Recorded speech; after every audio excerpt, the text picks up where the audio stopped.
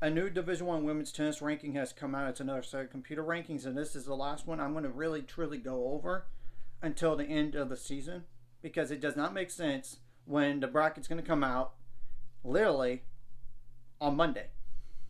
That's when it happens. And I know there are a few conference tournaments like the Big Ten and the Pac-12 in terms of Power 5, but I know there's other ones as well. But obviously, there's no Ivy League because they don't have one. So,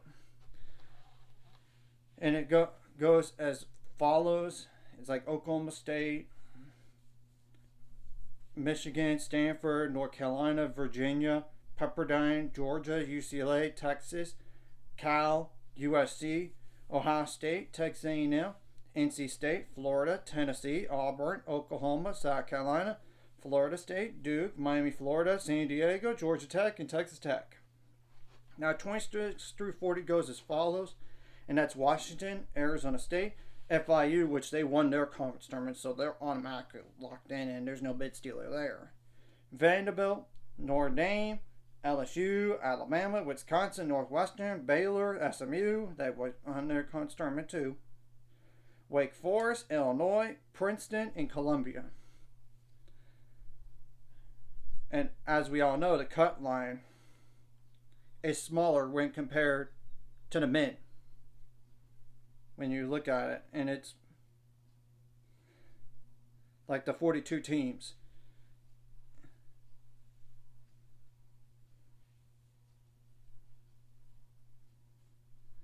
And like the at-larges, I mean, like the last four in would be Arkansas, BYU, Columbia, and Illinois. I mean, that's the thing. Because I'm not going to include Princeton. They won the Ivy League. And the next four out would be like Wake Forest, Baylor, Northwestern, and Wisconsin. But that's not including like SMU, because they won the American Conference tournament, and it's not worth me mentioning that. But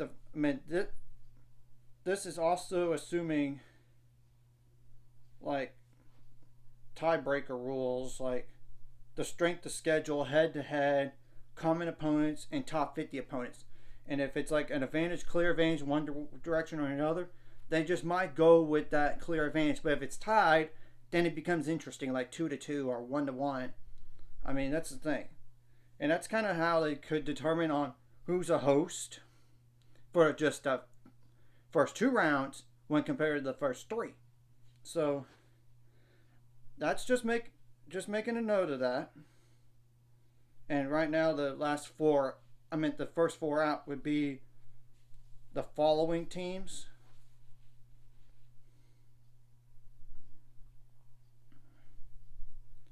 Ole Miss, Arizona, Harvard, and Charlotte. That's the four. And the next four out, if you really include UCF, despite being below 500, go right ahead. Memphis, UCF, TCU, Maryland. But if you don't want to include UCF, then it's Clemson.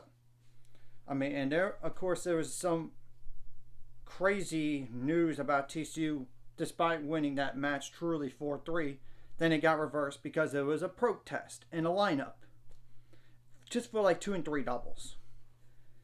And clearly, I know TCU fans and probably the players and coaches are probably upset. The thing is, you don't want to stack the lineup. It's the truth. I mean,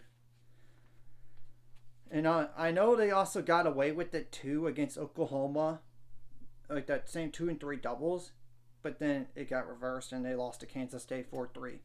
Based on that alone, and TCU had to win the conference tournament. I mean, beat Texas, win that match, then beat Texas, and then I think they would have been in. But obviously that didn't happen. And for those teams that are outside looking in and they have no conference tournament to go to, you're screwed. You're probably out. You're out of the tournament. Now that in the NIT of tennis, I think they had to select. So I don't know if they're going to be particularly those teams, but we'll have to wait and see. And all this, and yeah, Texas looks like they're going to be on the only way they're going to think about the problem for Texas women's tennis is they're number 9 right now. There's the Pac-12 tournament. they have to deal with that because of UCLA and Cal and USC.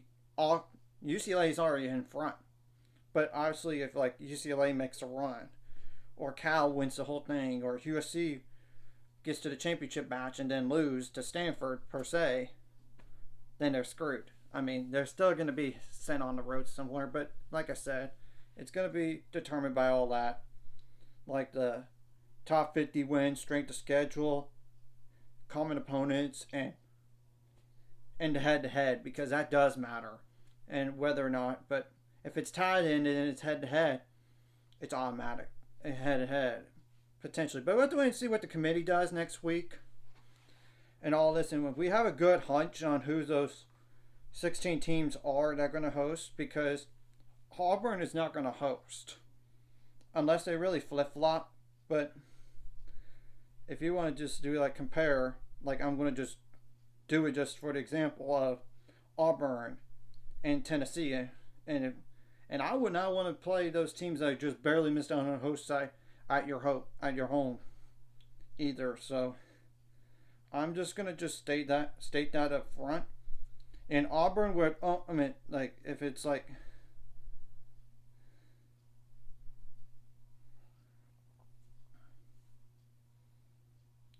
and right now Tennessee would own that edge. Oh, that's on the wimp. That's on the men compare.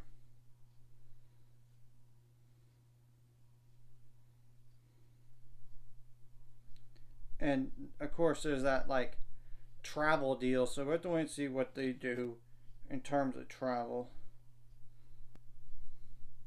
And I'm just gonna just do this as an exercise here for the Auburn versus Tennessee deal, and I accidentally did that for the men's side, and I apologize for that.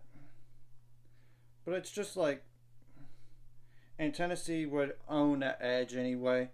One, strength of schedule, head-to-head wins. Sure, common opponents, Auburn won that edge, but top 50 wins. So, yeah, 4-1. So, yeah, that's the difference. And obviously, 2 head-to-head because they played each other. So, yeah, that's how they determine the seeds on the top 16.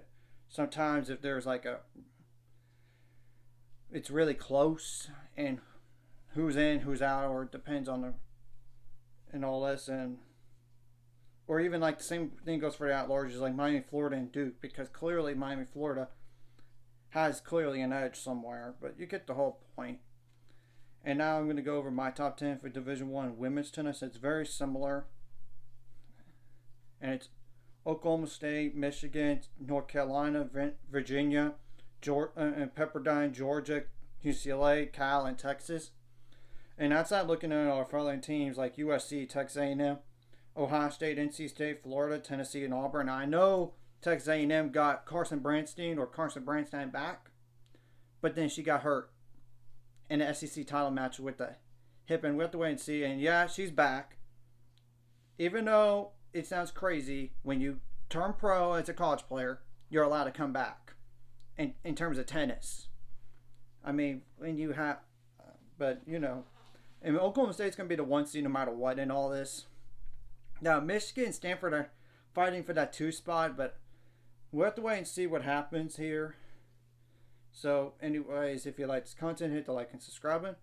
See you guys later on the road to 600 subscribers. Of course, ultimate goal is 1,000 more. So, my money out the scores liking the video.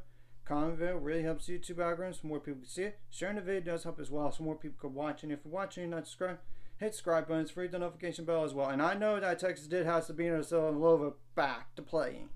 She played doubles one match, but then she lost pretty easily with her doubles partner against Oklahoma, and she didn't play singles all week. So something to monitor there going forward. So we'll have to wait and see what happens in terms of, and I'll go over the bracket next week.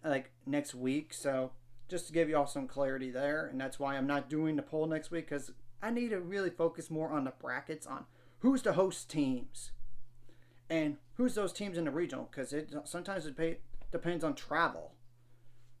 So I'm just saying.